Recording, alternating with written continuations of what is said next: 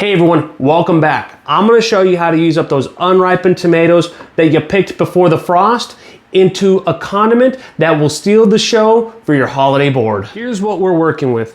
About 2 to 3 pounds of green tomatoes. I also have a couple of bell peppers that came from my garden, as well as a few jalapenos. We have dried cranberries. We're going to use some red onion. I'll probably use about half of this, if that. Along with cinnamon, clove, mustard powder, honey, ginger, apple cider vinegar, and some brown sugar. We're going to start by quartering our green tomatoes. These little green gems are firm and tangy. They're perfect for cooking down without turning into mush. Now, some of these bigger ones will obviously cut down a lot smaller to match this.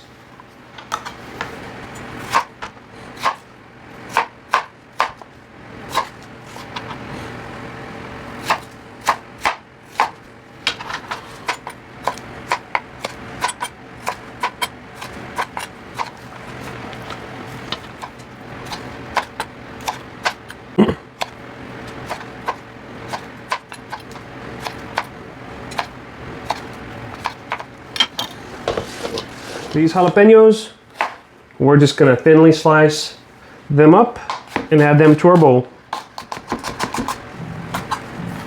A bell pepper, we're just gonna dice it up, take the seeds out, and go from there.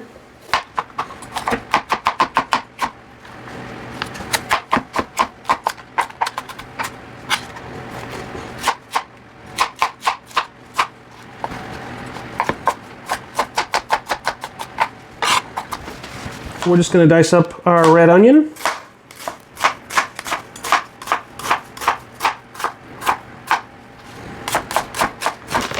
Finally, we're going to add about a cup of these cranberries, and we'll get started with our sauce.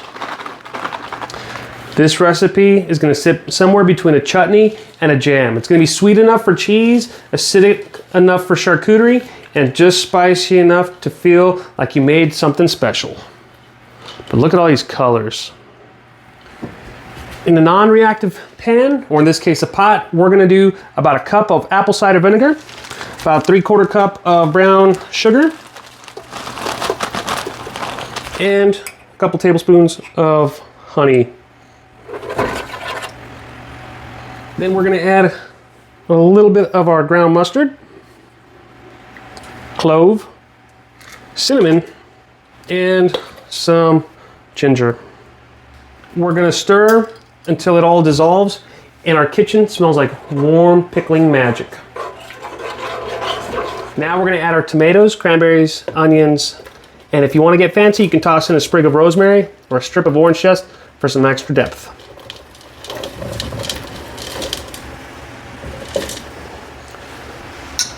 Once everything's in, stir it to coat.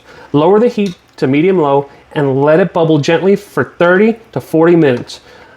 Your tomatoes will turn glossy and translucent, and the mixture will thicken up into a jammy glaze.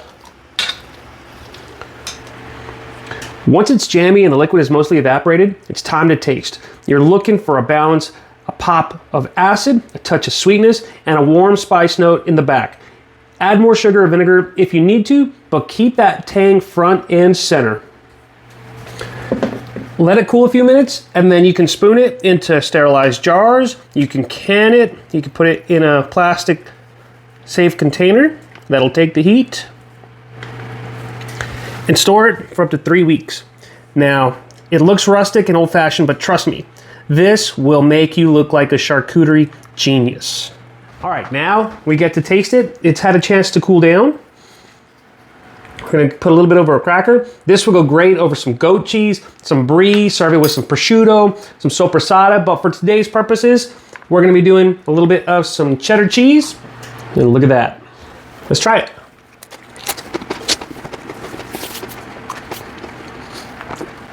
The tart vinegar and cranberry definitely cuts through some of that cheese, but it complements the cracker. It complements everything so well. This would also go great on some roasted meats, pork, duck, beef, Whatever you want, really. It's tangy, sweet, rich, has the right amount of spice. It's like cranberry sauce grew up and decided to hang out with green tomatoes. So don't toss out those green tomatoes. Turn them into something you'll actually crave. If you make this recipe, tag me and show off your charcuterie boards. Subscribe for more fall flavor ideas, and I'll see you next time.